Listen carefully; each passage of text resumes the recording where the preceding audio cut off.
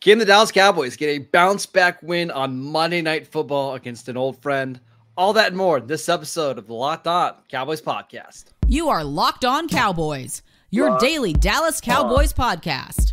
Part of the Locked On Podcast Network, your team every day. Locked On Cowboys. Locked On Cowboys.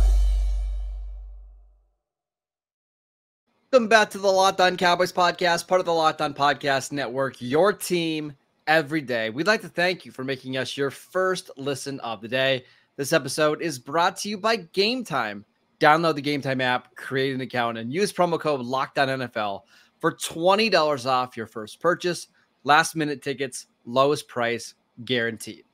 I am your host, Marcus Mosher. You can follow me on Twitter at Marcus_Mosher. Joining me today, as always, is Landon McCool. You can check him out on Twitter at McCoolBCB. Landon, you're going to the game tonight. Cowboys, Chargers, Monday Night Football. I before we even get into this matchup, I just want your general feelings as we get ready for this game. I mean, listen, not to get too personal about this, but I got to say, after last week's game, I had this, obviously, game scheduled, circled on my schedule because I'm going to it, and it's like, now there's a level of anxiety, right? Like, we've lost this last game. It's a Kellen Moore game. There's a lot of storylines here. So I'm feeling kind of nervous, going to the game. How am I going to feel walking out of that stadium? I'm hoping obviously for a big win, but I can just imagine how sad that drive back home would be if the Cowboys lose. And I'm not going to be in the safe confines of my own home to weep silently in front of just my wife. All right, let's talk about this game. So I want to start with the offense. Historically, Dak Prescott has bounced back in a big way whenever he's performed poorly. We saw this against, he played not great against the Cardinals. Then in week 4 against the Patriots, he played lights out. Do you expect that to be the case here in primetime? I do. I mean, and I think it's not even just Dak. I think, specifically McCarthy and Dak, I think have never lost back-to-back games, if I'm not mistaken. So, it was a different kind of loss this last Sunday to the 49ers, and it was a physical and demoralizing loss in a way that, the Cardinals one was easier to brush off, I feel like, in some ways, right? Even though the Cardinals were a worse team and the 49ers were a team that you probably shouldn't beat, just like the feeling around the team after losing, feeling like, that they hadn't quite measured up. They had a measuring stick game, falling short of that. I think those are all things that are floating around in that locker room right now and trying to figure out exactly how good this team is. However, I do think that this team is exceptionally good at bouncing back from adversity. That doesn't help much when you're in the playoffs and you can't lose a game. But in the regular season, it does provide you with lots of opportunities to kind of continue to come back and stay in the season even after suffering a devastating loss. So I imagine that the Cowboys are going to play a much better football game this week than they did last week. But there's always that chance that the exception to the rule happens, that the steadiness of the reliability of a bounce back, it just doesn't bounce that way this time. Here's my Cowboys don't bounce back. It's that the Cowboys have had 8 days to get ready for this game. It's another game in prime time. I just get this feeling that you're going to see the Cowboys. I think they're going to be aggressive, and that's a good thing.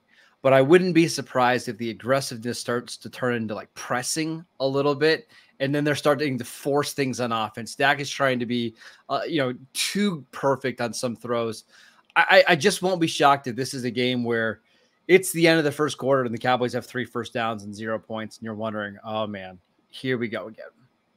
Yeah, I mean, look, it's hard not to. Watch what happened last week and what's happened in the playoffs the last few years and just see that when this offense feels pressed, when it feels like they have, they're unsure of what they're supposed to be doing. They don't have something that they can reliably count on in their offense, that they struggle, it's like you're constantly, it's like quicksand, it's like you're struggling to try to get out of it. And the more you struggle, the worse it gets. Well, that's why, Landon, I think they've got to run the ball tonight well. Yeah, I'm not saying run the ball 35 times and just ignore the passing game, but when you do run the ball, it can't be for these 1 and 2 yard chunks. Like the Chargers have, for the most part, a small defensive line. Khalil Mack, Joey Bosa are their edge guys. Even inside, they're not very big. You got to move the line of scrimmage here and win that side of the ball. I mean, win that part of the game. Listen, the reason the Cowboys, I mean, if you wanted to sum up last week's issues, I think the reason the Cowboys lost was that they lost the battle in the trenches, like completely. You know, that their defensive line, the Cowboys defensive line should have absolutely shredded that 49ers offensive line, especially in the past game, and they absolutely didn't. The Cowboys offensive line was the first time that unit had played together in 2 years, and they, struggled to get any movement in the run game, and they were struggling at times to protect Dak.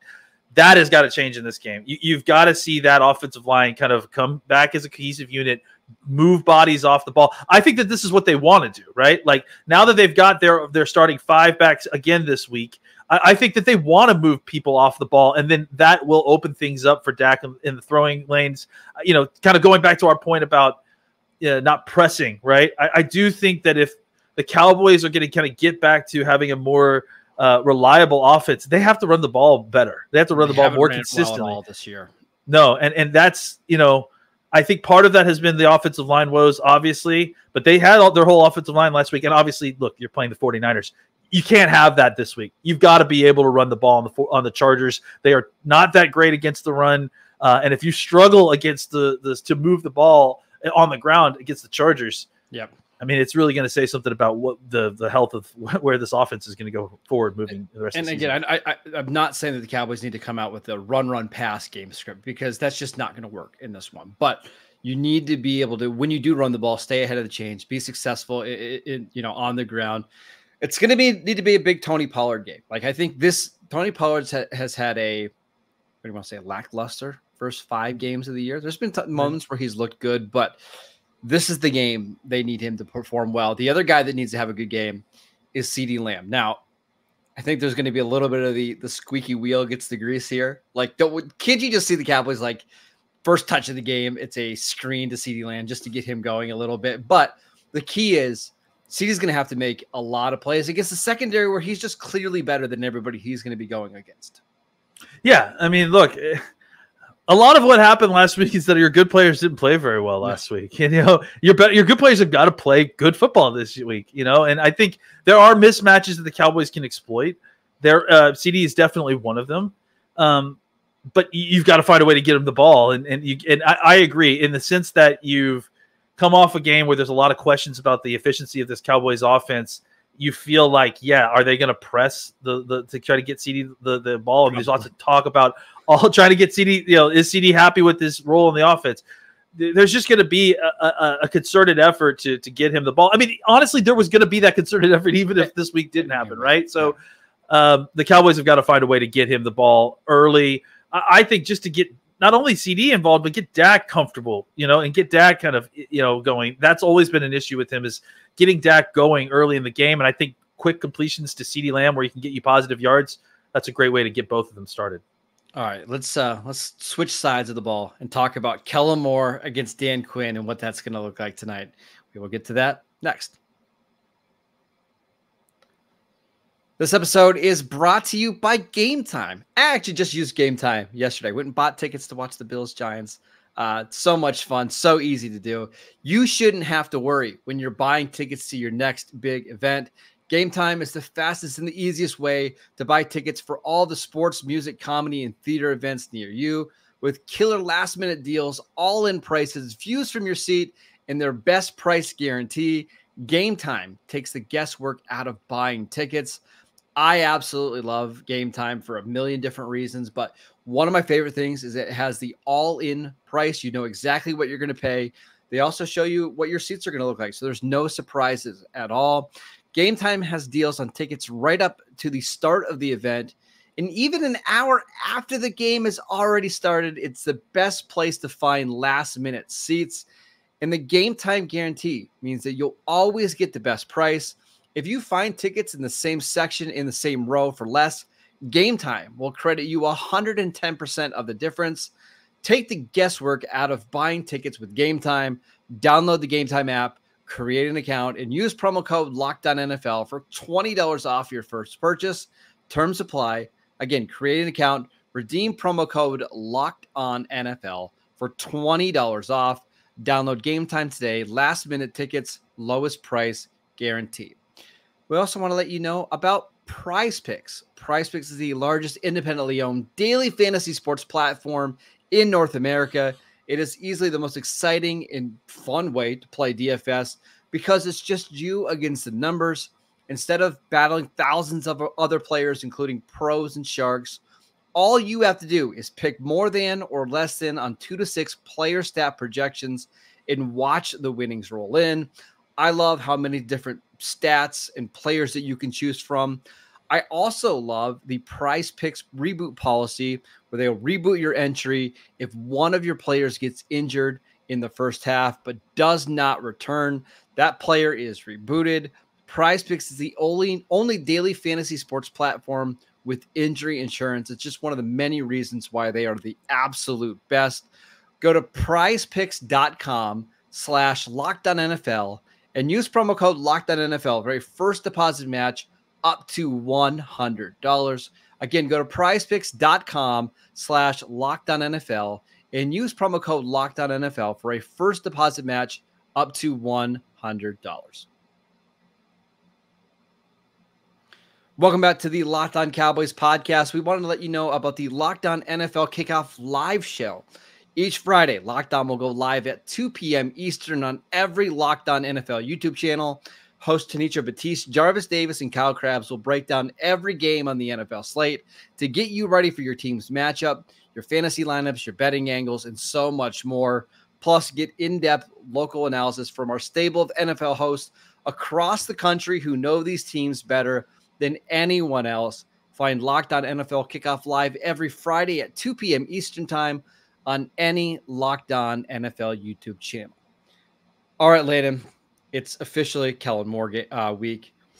My first question to you is, typically in these games, when you have like a former offensive coordinator going up against your current defensive coordinator, who generally has the advantage here? That's a good question. I think it depends on the nature of the offensive coordinator, right? Like if they are, for instance, a defensive coordinator that likes to have really kind of stripped down schemes so that their defense can play fast, then there's not much, that you're going to be able to glean that other folks aren't going to be able to glean, watching tape. But if you've got like a complicated set of X's and O's or a system that relies on the fact that you don't prepare for this kind of system week in and week out, you may get a little bit more of an advantage just because you have a familiarity that other coordinators aren't going to have with that kind of system. So I do think that, for the Cowboys, maybe there's a little bit of an advantage of just kind of knowing tendencies for Kellen Moore, and maybe there's a little bit of advantage for Kellen to know some of the tendencies of Dan Quinn. But I think Kellen Moore knows his personnel so well. That's the other part that I would. That's the issue more because Dan Quinn. I mean, they've played this offense before, so it's not completely new. But Kellen Moore knows Micah Parsons. He knows DeMarcus Lawrence. He knows Deron Bland and how to attack these guys. I think that's my fears. He's going to know which guys to target and to attack in the passing game. Sure. Cowboys don't have like a ton of punching Susies on this team. So there's not like a bunch of folks for like them to kind of specifically go after a ton other than the linebackers. So I don't know if I don't know if it's as much of an advantage as much as, he knows maybe a little bit better than some of the other guys. Here's the advantage the Chargers have. They've got Justin Herbert at quarterback. Like that's a big advantage. And that's the last time the Cowboys played Justin Herbert, which was 2021. Herbert made some unbelievable throws that I've never seen somebody make, like on the run, 50 yards down the field to Josh Palmer with a guy draped all over him. He also turned the ball over 2 times. It might have been 3 times. Diggs had an interception. KZ had an interception. And I think Jaron Kearse might have had an interception as well. Can you force Justin Herbert into some bad throws? I don't know. Yeah, can he bring him down? I mean, that's going to be a big question. You know, he's so big and strong, and that's been a struggle with some of these other teams so far. Is I think you could be able to you hit him. I think you're going to be able to rush him, especially with the offensive line that they're coming in with. Slater is obviously a great guy. Zion Johnson was a guy that we liked a lot, but on the right side of that offensive line at center, they are kind of in a spot right Corey now, Lindsey especially out, their starting center. Yeah, especially at center because Corey Lindsey's out. Will Clapp will likely get the nod there.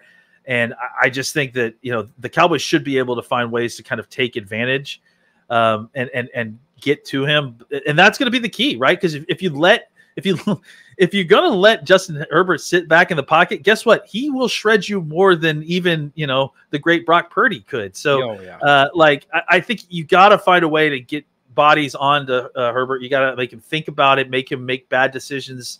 And that's the way you beat him, because otherwise, I mean, look, he's as talented as any quarterback you're going to face this year, if not more talented. I mean, he might be the most. They play Josh Allen later in the year, and they play Tua later in the year, but he's more accurate than Josh Allen is. I mean, yeah, it's just and he's better than Tua, I think. Yeah. So I agree. I think you got to find a way to. Look, you have an advantage on the outside. I think the wide receivers, they're dealing with some injuries. You should be able to do some, cover these guys for long enough that your defensive line should get home. But it's on your defense to make sure that they get home and that they bring guys down and they finish the plays. Because otherwise, Justin Herbert will extend the play, find a way to get outside the pocket, and he's got such a big arm that the entire field is in his menu. Yeah. When he's outside the pocket, he can hit anybody. So you have to be super careful. Couple things for me. Justin Herbert has a dislocated, I believe it's his index finger on his left hand. Now that's not going to impact his throwing, but there's going to be 2 or 3, 4 times in this game when the Cowboys do get pressure on him. They've got to be raking at the football. I've got to believe that that's going to hurt his grip on the football. So if you do get there, he's not going to really make that many bad throws. So your best shot at creating turnovers might be strip sacks. If they can kind of hit that hand early and often, give yourself a chance there.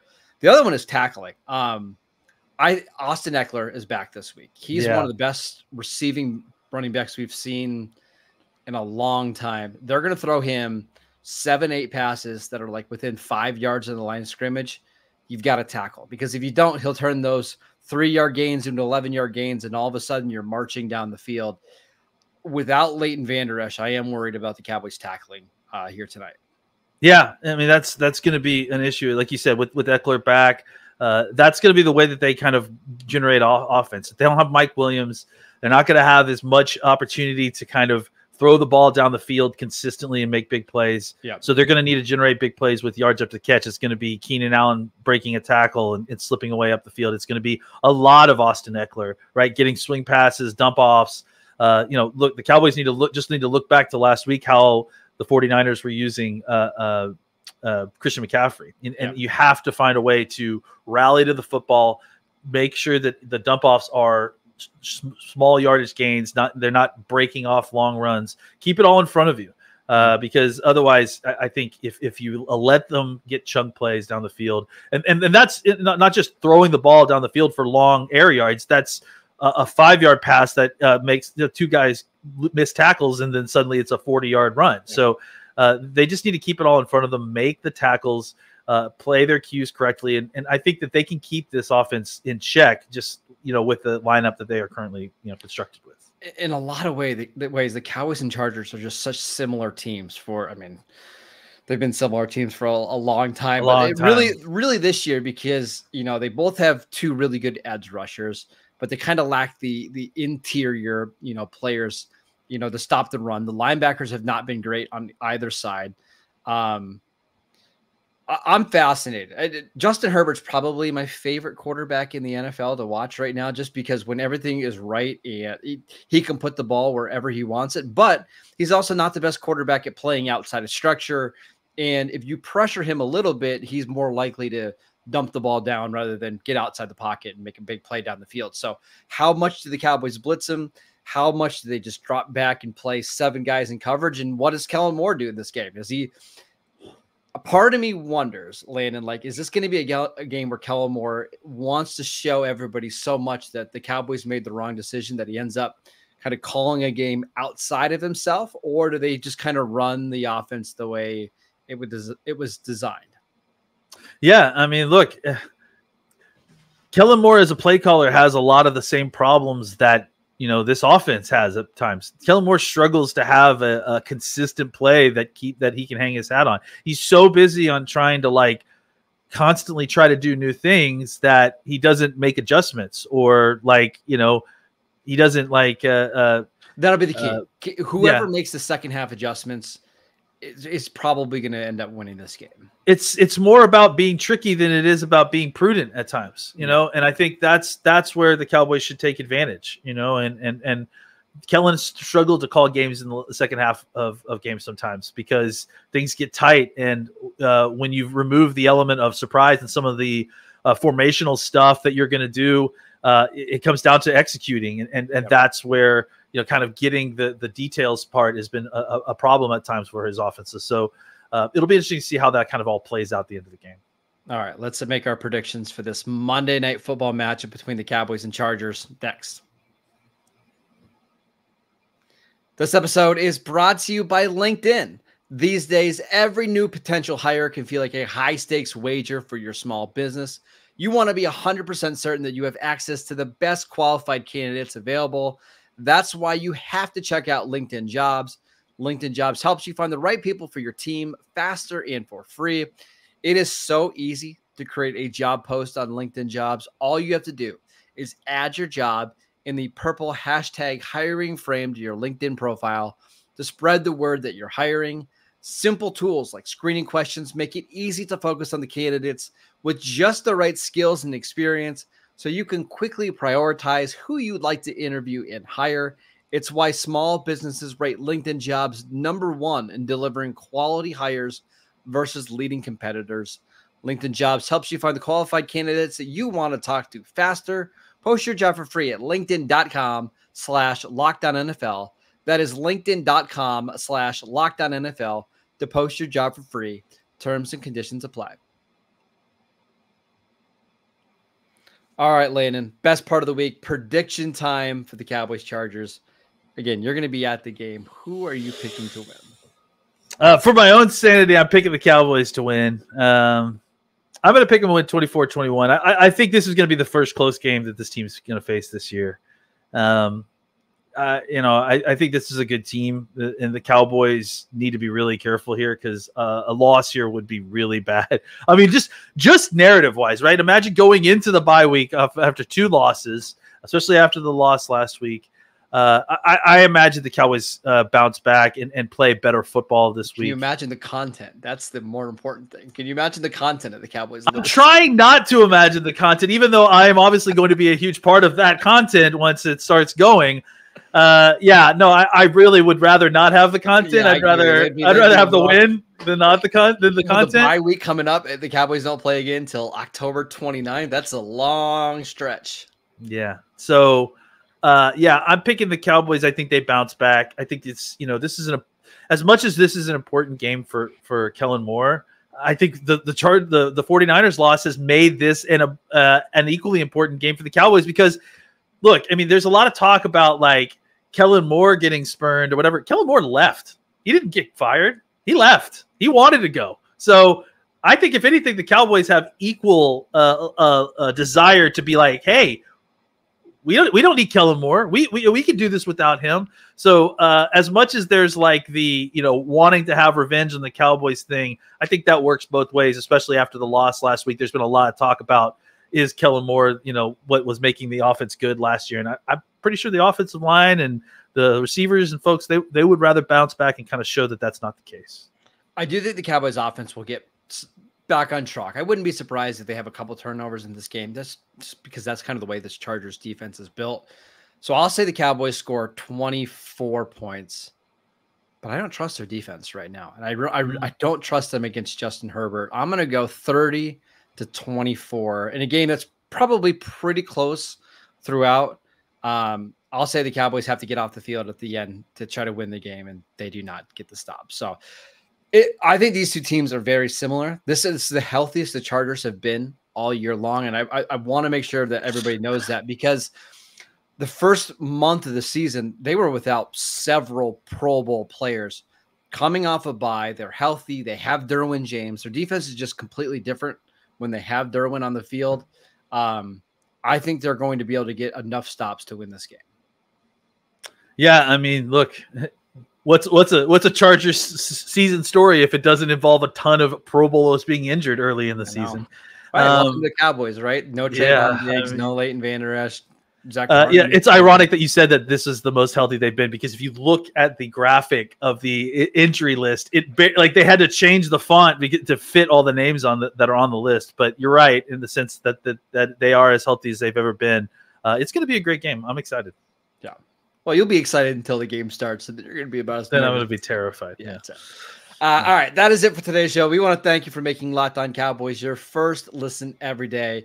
Every day, we'll be back tomorrow because I got a feeling Lena's not going to be able to podcast at 3 a.m. Eastern time tonight. We'll be back on Tuesday to break it down, win or lose. Make sure you're following the channel on YouTube.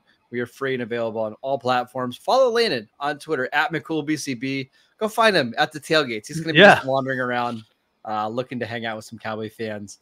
I'm at Marcus_Mosher. Enjoy the game, and we'll see you next time.